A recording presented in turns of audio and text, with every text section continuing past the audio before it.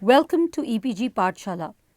I am Dr. Preeti Shirodkar, Associate Professor, Communication and Soft Skills, MET Institute of Management. Today, we are going to talk about emigration to the Gulf. There are two interesting facts to note about emigration to the Gulf. One, that emigration to the Gulf has largely been from Kerala, and it has contributed very greatly towards the success and flourishing of Kerala as a state. And second, being a single sex migration, that is, being confined largely to males, it has also led to the disruption of the family system and created a lot of problems both for the migrants and for their families back home. Let us now set the context for the discussion. The Gulf India trading connections, which began over 3,000 years ago with Arab traders who set out in search of exotic food, cloth, and luxury items, and ventured out by boat and camel caravans, developing barter trade, were seen to be the basis of the exchange between the Gulf region and India. This being the story of 3,000 years ago, let us see how contemporary Gulf migration began. Emigration from India to GCC, which includes Bahrain, Kuwait, Oman, Qatar, Saudi Arabia and the United Arab Emirates, has increased remarkably since 1970s due to the oil boom in the region. The Gulf Cooperation Council, or the GCC, is an intergovernmental political and economic union of all Arab states of the Persian Gulf except Iraq. Its members are Bahrain, Kuwait, Oman, Qatar, Saudi Arabia and UAE, as stated earlier. This union was formed on 25th May 1981 in Abu Dhabi, the state capital of UAE. The discovery of oil and manpower shortage in the Gulf to deal with this discovery attracted labor migration to the region. However, the presence of Indian laborers dates back to 1935 when Bapco, a Persian oil company, imported labor from India. Indian labor is now employed in many states in different capacities in varied oil companies. Moreover, the oil price increase in 1973 gave rise to massive investment programs in oil-producing countries in the Gulf and converted the desert economy into one of the fastest growing regions of the world. This resulted in an increased demand for labor in the region for all kinds of infrastructure and development projects. Let us now look at the Indian population in the Gulf. According to 2002 estimates, the Indian population in the GCC countries constitutes about 11% of the total population in those countries. The majority of these lives in Saudi Arabia, which is 46%, and the UAE, which is 27%. While currently it is estimated that a total of 25 million people are living there, according to the report of the Press Information Bureau, Ministry of Overseas Affairs, we are expecting this to plateau out. Let us now consider the composition of immigrants. Most Indian migrants in the Gulf are males and from a younger age group. The Indian states with the highest rate of migrants to the Gulf are Kerala, Tamil Nadu and Uttar Pradesh. Of these, according to Parekh, a majority of the people are Sunni Muslim, 56%, followed by Christians, 26%, and Hindus, only 16%. The categories of Indian workers in the Gulf are many. As per Storbeck, migrants to the Gulf can be divided into four types. 1. Migrants for business. 2. Migration of professionals in education, medicine and engineering. 3. Migration for technical works in GCC. And 4.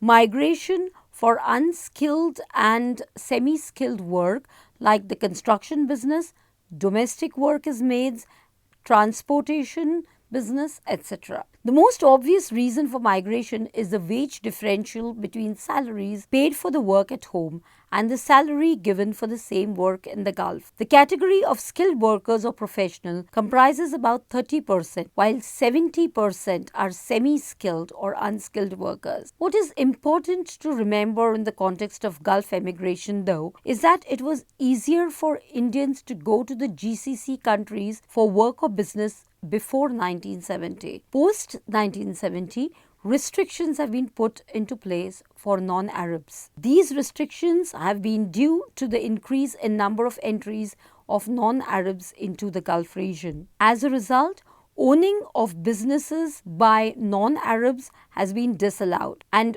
Arabs also have to take on local, and if non-Arabs have their own business, then they have to take Arabs as business partners. The state's religion is Islam, and the Sharia law is followed everywhere, while Arabic is the official language of the region. Let us now consider the migration from different regions of India to the Gulf. According to the data by MOIA, the number of emigrants to the Gulf from southern states has dropped significantly in the last few years. Earlier, we had spoken about the fact that Kerala was one of the main place from where immigrants went to the Gulf. This drop in emigration from the southern states has two aspects to it. One, that South Indian states now provide better job prospects for the people there. And two, there is not much difference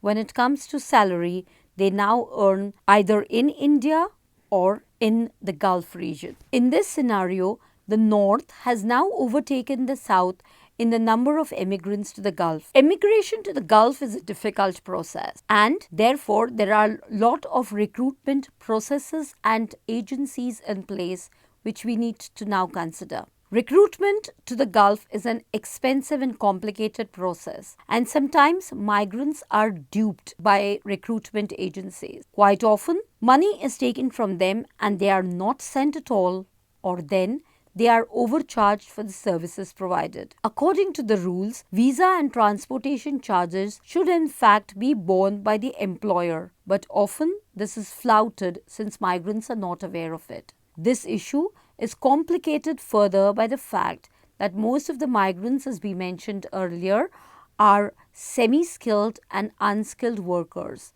They are therefore not aware of the rules and are often desperate to get a visa to go abroad. A study by HRW reveals that most of the Indian workers, in fact, have had to pay around $2,000 to $3,000 to secure a job in the Gulf. The emigrants have been paying this amount by borrowing from family, friends, by taking a loan from money lenders at high interest rates, or selling gold ornaments or land, and they do this in the hope of a better future in an unknown or unseen country.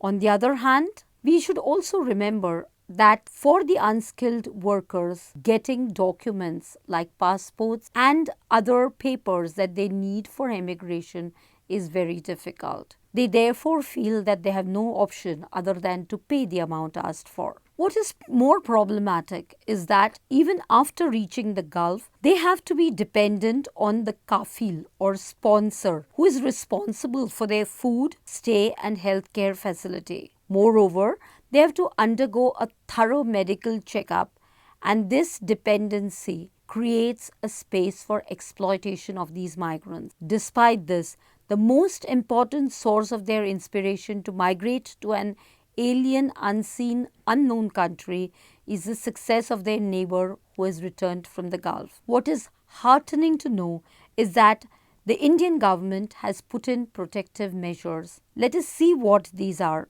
In 1983, the government of India first took the initiative for keeping records of Indian immigrants. The MOIA, or the Ministry for Overseas Indian Affairs, was entrusted with the responsibility of safeguarding the interests of Indian nationals working abroad through the Emigration Act of 1983. This required all workers seeking contractual appointment abroad to seek emigration clearance from any of the 8 offices of the protectors of immigrants. This rule is still in place for semi-skilled and unskilled laborers. Professionals and skilled laborers, however, can avail of the non-clearance facility. Let us see the conditions of work that these immigrants have to face. We have already said that low-skilled workers constitute a large chunk of immigrants. These are often forced to live in subpar conditions. They face many human rights abuses, which include taking away of their documents and other form of abuses like beatings, cutting off of their hands, confining them to specific spaces, etc. They are often not even paid what they are promised back home. Moreover, the Indian labor does not come under the local labor laws. Thus, the Indian immigrants abroad, especially the unskilled and semi-skilled laborers, have to work in conditions that amount to modern-day slavery. The influential Indian business community in the Gulf, however, does not face such conditions. They have a registered community association, and this provides a platform for interaction between visiting dignitaries and influential locals. It is not surprising that less than half the migrants to the Gulf are women. These women too have to face the kind of abuse that Indian indentured labor faced during the British colonial phase. Let us now consider the new immigration policies in host countries. Due to long presence of foreigners on Arab soil and also huge monetary burden to the host, the trend of declining immigration started between 1997 and 1999. In the year 1993, the Saudi government came up with a policy that at any time the immigration population should not exceed more than 20% of the kingdom's population. As a result, the Saudi administration forced business enterprises to employ more Saudis than outsiders. Moreover, as a part of Arabization, the government of Kuwait put restrictions on the immigration of dependent workers who are earning less than US dollars of the amount of 1,500 per month for the public sector and 2,200 US dollars per month for the private sector. In addition to this, many Indian workers were sent back in 2013 and 2014. The major difference between emigration to the Gulf and to the West is that even if you spend 2 decades in a state like UAE, you will neither get a green card nor a citizenship status. Once you finish your work and your contract is over, you have to go back to India. In very exceptional cases, Oman has granted citizenship to very few Indians. Let us look at the social and cultural life that the immigrants encounter in GCC. Many Gulf countries have very strict laws based on the Sharia. Religious freedom is very limited or is completely absent for migrants. Indian migrants, as a result, face varied issues. There is no Hindu temple in Saudi Arabia, and Hindus are not allowed to worship in public, though they constitute a sizable number. In fact, propagation of religion by non-Muslims is banned, and conversion from Islam to another religion is punishable by death. Conditions in Qatar are not very different. For Muslim immigrants, there is freedom to participate in the local public religious activities, visit mosques, and so on. The saving grace is that, however, there are temples in Bahrain, Kuwait, Oman, the UAE, and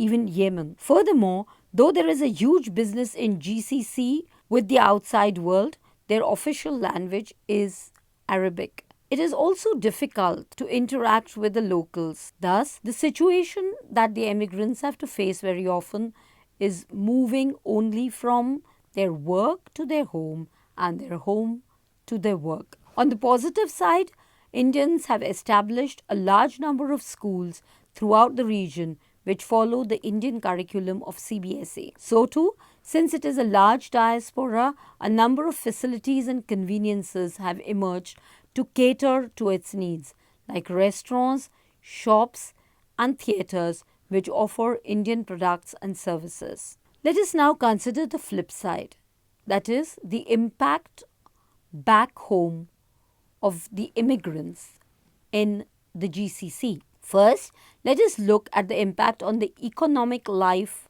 in India through remittances. The Gulf migration provides 4 lakh jobs for Indians every year. Of these, 38% of the migrants were originally unemployed when they were in India. These migrants now regularly send remittances back home in cash or kind, and these are a part of their earnings. The remittances from migrants working abroad are important both for families of migrants and the balance of payment reserves of their home country. India gets the highest amount of remittance in the world, roughly around 70 billion US dollars from all over the world. Money from some of the Gulf countries is also transferred through Hawala. The major share of remittances from Gulf countries is received by Kerala, a fact that we had mentioned even earlier. Though the major effect of this is seen on the housing sector, changes are also reflected in the consumption pattern, investment pattern, lifestyle, housing, purchase power, religion, and education of those back home. Second is the impact on the family and socio-cultural life. Gulf migration has largely been a single-sex migration as mentioned earlier. That means most of the times men go alone as migrants to the Gulf. Therefore, it is not a family migration, and this is because of the terms and conditions of jobs and government policies. At the level of popular culture, what labor migrants bring back with them often has a profound influence on a number of local developments, such as hybrid forms of music, dance, art, popular culture, cuisine, and architectural forms. Influences of the local migrants can also be seen in the use of Arabic words and names in the local culture. What is the flip side, however, are the tensions and difficulties that the family left back home have to face in the absence of the father for the children, and women having to take on the responsibility of running the household and at times even supplementing the family income. The third area that we need to look at is that of return migration. Certain migrants come back after expiry of their contract with the sponsor in the Gulf. Some get another term for a few years through renewal of contracts. These migrants keep going again and again to the Gulf. Most migrants aim to earn quick money and then come back home and settle down. So they do not seek renewal of the contracts on their own. During the Gulf War in the late 1990s, most of the Indian immigrants were evacuated from Iraq and the neighboring states. The war phase was the worst phase for the government of India as well as for the migrants. Both were losing a source of income. The emigration of semi-skilled and unskilled workers has, however, increased the demand for certain categories of workers within Kerala, because those who are technically proficient in that area are now working in the Gulf. This has resulted into in-migration into Kerala from other states. It has also been noticed that with some families returning after having achieved prosperity and others, the non-migrants, still having their earlier standard of living, the social fabric has become highly disharmonious. A very important question in the context of migration to the Gulf is that, does migration to the Gulf constitute a diaspora at all? Why is this question coming into being? And does this question really have an answer? The fact is that given that the diaspora is not allowed to permanently settle there, whether it can be called a diaspora at all is a question that remains. Professor Myron Weiner has a term for this. He calls it the incipient diaspora. Whether the Indian immigrants go to the Gulf and become a fully formed diaspora depends on the developments in the next few decades, both in the host and home country policies, is what one needs to remember. What is important to understand that the contribution of Indians to the development of the host countries of the Gulf is widely acknowledged. A number of people of Indian origin have been granted Omani nationality by Sultan Qaboos. A large number of migrants to the Gulf are, however, semi-literate and not educated enough to understand the ground reality of the alien nation. These unskilled migrants are vulnerable to middlemen. This is the reality of the diaspora to the Gulf. This situation can be and has to be improved. For this, the Indian government needs to put some measures in place. These include better support at the local level through the Indian Embassy, proper checking of details of recruiters and welfare measures for the labor in the host country, insurance schemes for immigrants who travel to the Gulf, as well as better counseling and medical facilities by state governments as well as the Indian government. A 24/7 helpline can be of immense benefit.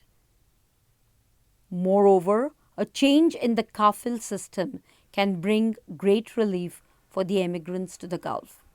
To conclude, what one needs to remember is that the Gulf is going to be an attractive place for Indians, whether they are skilled people or the semi-skilled and the unskilled, the latter more so. It is therefore important for the government to ensure that they are not cheated and they get the best out of their desire to emigrate. Whether or not they can be called diasporics is another question that is going to remain so. But that only time can decide. Thank you.